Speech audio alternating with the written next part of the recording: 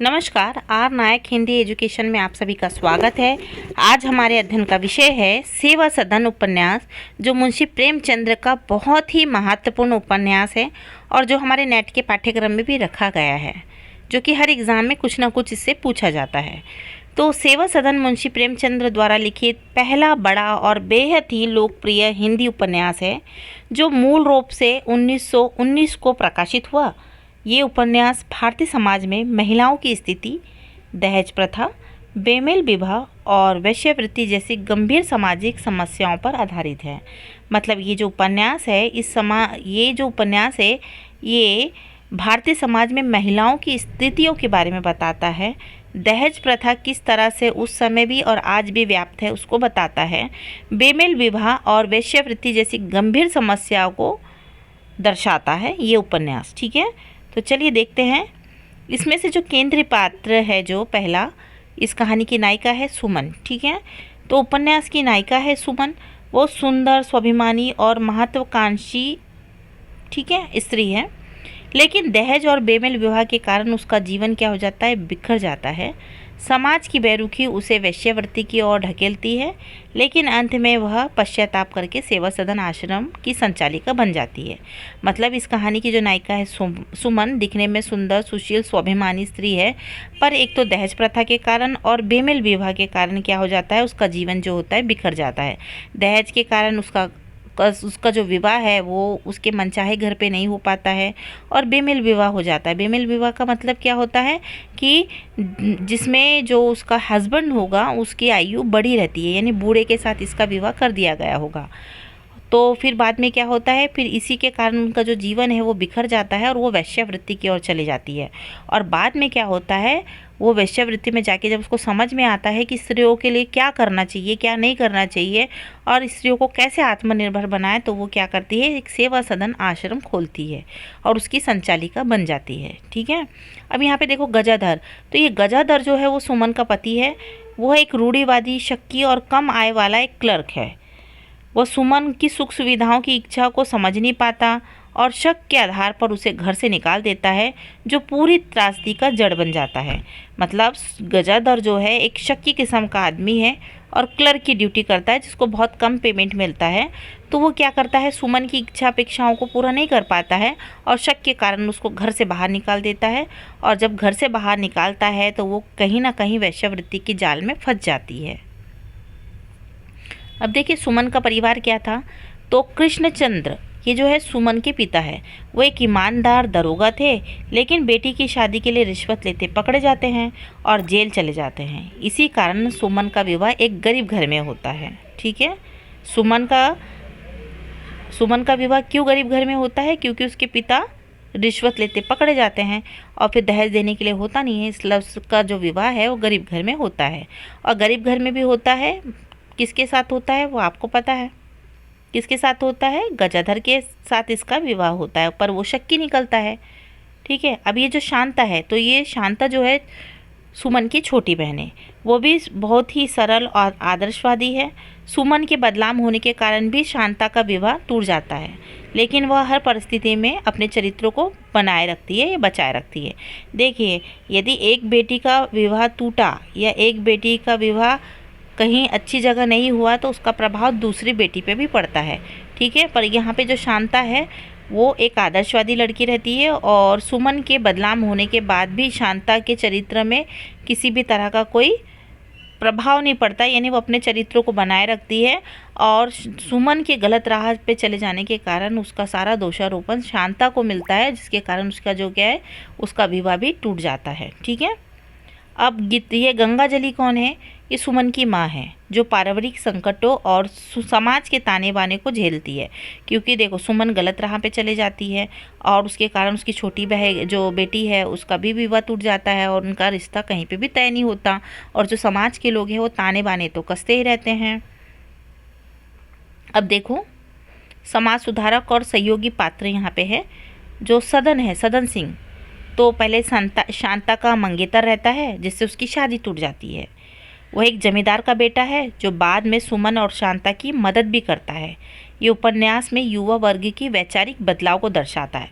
मतलब जो ये शांता है, शांता का वो मंगेतर रहता है पर उसकी शादी टूट जाती है। क्यों टूट जाती है?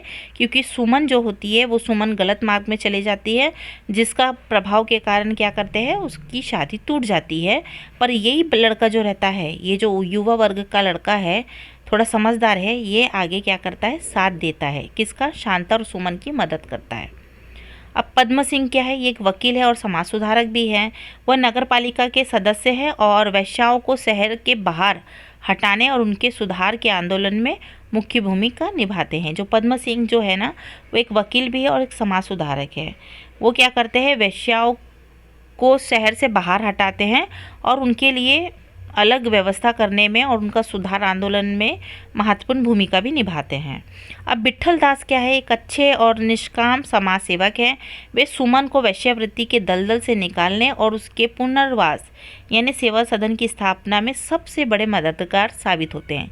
जो विट्ठल दास है ना, ये जो सुमन है वो वेश्यावृत्ति के दलदल में फंस जाती है तो उसको वहाँ से निकालते हैं और उसका पुनर्वास करते हैं, सेवा सदन की स्थापना करते हैं जिसमें वो अच्छे से खुद स्वयं मेहनत करके अच्छे से रह सके करके, और उसके साथ बहुत सारी ऐसी जो वेश्याएँ रहती है वो भी उसके साथ रह सकती है। यानी उनको एक तरह से अच्छा प्लेटफॉर्म देना, गंदगी से निकाल के अच्छा जीवन जीने के लिए कुछ तो भी व्यवस्था करना आश्रम की। ठीक है। अब यहाँ पे जो अन्य महत्वपूर्ण पात्र है तो इसमें भोली है, दाल मंडी वाराणसी की एक प्रसिद्ध वेश्या। ठीक है। भोली कौन है? एक वेश्या है जो वाराणसी की दाल मंडी के पास रहती है। वह सुमन को अपनी चकाचौंध भरी जिंदगी से प्रभावित कर देती है। वही क्या होती, भोली जिसको सुमन को क्या करती है, जो अपनी लाइफ है, उसकी लाइफ मतलब वैश्यावर्ती है, उसकी ओर खींचती है, जिससे सुमन का झुकाव उस ओर बढ़ जाता है। फिर मनसा राम कौन है? तो ये सदन के पिता है और एक रूढ़िवादी जमींदार है जो सामाजिक प्रतिष्ठा के डर से शांता से अपने बेटे का विवाह तोड़ देता है। जो मनसा राम है ना, वो क्या करता है, सुमन की जो बहन है शांता के साथ उसके बेटे का रिश्ता जमा रहता है। जब उसको पता चलता है कि इसकी बहन इस तरह से गंदगी में चली गई है तो उसके कारण उसका वो विवाह तोड़ देता है। ठीक है। अब कहानी का कथानक कैसे हैं? तो जो कहानी के मुख्य पात्र सुमन है वो एक ब्राह्मण परिवार की लड़की रहती है और दहेज ना देने के कारण उसका विवाह बेमेल और एक कंजूस व्यक्ति गजाधर से हो जाता है, गरीब घर में भी हो जाता है। ठीक है। और वो जो गजाधर है वो कंजूस किस्म का भी व्यक्ति है, शक्की किस्म का व्यक्ति है, और वो घड़ी घड़ी क्या करता है, सुमन की इच्छा अपेक्षा को तो पूरा नहीं करता है पर शक बहुत करता है, जिसके कारण वो बाहर निकल जाती है। ठीक है।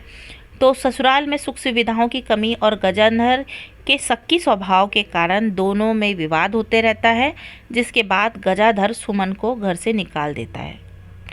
फिर क्या होती है, बेघर होने के बाद समाज में कोई सहारा न मिलने पर सुमन मजबूरन वाराणसी की एक बदलाम इलाका कहाँ का, दाल मंडी में चली जाती है और वैश्यावृत्ति के दलदल में फंस जाती है। फिर बाद में सुमन को अपनी गलती का एहसास होता है, उसे समझ में आता है कि ये गलत काम है और यहाँ पे केवल देह व्यापार होता है, इसके अलावा कुछ नहीं मिलेगा, आगे का भविष्य, लाइफ, बच्चे उच्चे कुछ भी सुख नहीं है और ये गंदगी है और ये पाप है। फिर वो उसको जैसे समझ में आता है तो वो क्या करती है, उस दलदल से निकलती है और साथ में उसके साथ जो जितनी भी स्त्रियाँ रहती है जो इस दलदल से बाहर निकलना चाहती है उसके लिए भी वो सेवा सदन की स्थापना करती है और उसकी संचालिका बनती है और ऐसी स्त्रियों के साथ वो उनको सुधारने का प्रयास करती है। बाद में सुमन को अपनी गलती का एहसास होता है और समाज सुधारकों की मदद से वेश्याओं की बेटियों और अनाथ महिलाओं के रहने और उनके जीवन सुधारने के लिए वो एक आश्रम खोलती है जिसका नाम रखती है सेवा सदन। ठीक है। यानी उसको अपनी गलती का एहसास होता है और बाद में वो जितने भी समाज सुधारक है उसके माध्यम से वो एक आश्रम की व्यवस्था करती है जिसका नाम रखती है सेवा सदन। उस सेवा सदन में उन स्त्रियों को रखा जाता है जो जैसे वैश्याओं की बेटियां हैं या अनाथ महिलाएं हैं या बेसहारा जो महिलाएं हैं उनको रखा जाता है वहाँ पर। उपन्यास का क्या मुख्य विषय और क्या संदेश है? तो यहाँ पे बताया है प्रेमचंद्र ने इस उपन्यास के माध्यम से कि देखो, समाज में दहेज नहीं होता तो जिसके कारण लड़कियों का विवाह गरीब घर में या अयोग्य व्यक्ति के साथ कर दिया जाता है, बेमेल विवाह हो जाता है। हाँ, और इसके कारण क्या होता है कि लड़कियों को उनका मनचाहा पति नहीं मिल पाता है और उनकी इच्छा अपेक्षाएं भी पूरी नहीं हो पाती और पति जो उसको ढंग से नहीं रख पाता, जिसके कारण घर में क्या होता है, झगड़े तनाव वगैरह होते हैं। यानी प्रेमचंद्र ने लिखा है कि कैसे दहेज ना पाने के कारण लड़कियों का जीवन बर्बाद हो जाता है। अब सामाजिक पाखंड क्या है कि समाज के ऊंचे और सम्मानित कहे जाने वाले लोग क्या करते हैं, बंद कमरे में पाप करते हैं और बाहर उसी का विरोध करने का नाटक करते हैं। देखो, वैश्य लोगों के पास कौन जाता है, जिसके पास पैसा रहता है, और पैसा किसके पास रहता है, अमीर लोगों के पास। तो अमीर लोग ही उनके इधर जाते हैं और बाद में उनका विरोध भी करते हैं, बाहर उनका विरोध करते हैं, चोरी चुपके सब काम करते हैं पर बाहर उसका विरोध करते हैं। अब देखो, यहाँ महिला सशक्तिकरण की बात की गई है, तो ये उपन्यास पीड़ित महिलाओं को समाज में पूर्ण उत्थान और सम्मानजनक जीवन जीने का संदेश देती है कि जो वेश्याएं हैं वो जन्म से वेश्याएं तो नहीं होती है, तो वो यदि आत्मसम्मान से जीना चाहती है तो वो जी सकती है। वो बिना देह व्यापार करे अपना और अपने परिवार का पेट भर सकती है, पढ़ लिख कर ऊंचे स्थान पे जा सकती है और समाज में एक सम्मानित और आत्मनिर्भर होकर जीवन जी सकती है। तो कहने का तात्पर्य ये है कि जो सेवा सदन है, ये सेवा सदन एक ऐसी स्त्री के माध्यम से, मतलब ये स्त्री के माध्यम से पूरे समाज की उन स्त्रियों के बारे में बताती है जिनका विवाह बेमेल विवाह हो जाता है या दहेज के कारण वो अच्छे घर पे नहीं जाती है, उनका जीवन बर्बाद हो जाता है और फिर वहाँ से निकल के वो गलत मार्ग में चली जाती है और गलत और या बदनाम गली में चली जाती है। और उसके बाद जब उनको समझ में आता है तो फिर वो क्या करती है, वो निकल के फिर से अपने जीवन को सुधारने का प्रयास करती है और खुद अपना जीवन नहीं सुधारती है, अपने साथ ऐसी बहुत सारी स्त्रियां हैं जिनके जीवन को सुधारने का प्रयास करती है। तो कहने का मतलब एक स्त्री की इच्छा पे निर्भर करता है कि वो किस प्रकार के काम को करे और किस प्रकार के काम को ना करे, कौन से कार्य को चुने और कौन से कार्य को अवॉइड करे, और वो अपने जीवन को और अपने साथ में कि जितनी भी स्त्रियां रहती है उसको वो आत्मसम्मान से और आत्मनिर्भर होकर बना सकें। तो आशा करते हैं कि आपको ये कहानी पसंद आई होगी। ये यदि उपन्यास आपको समझ में आया हो तो लाइक और सब्सक्राइब करें। धन्यवाद।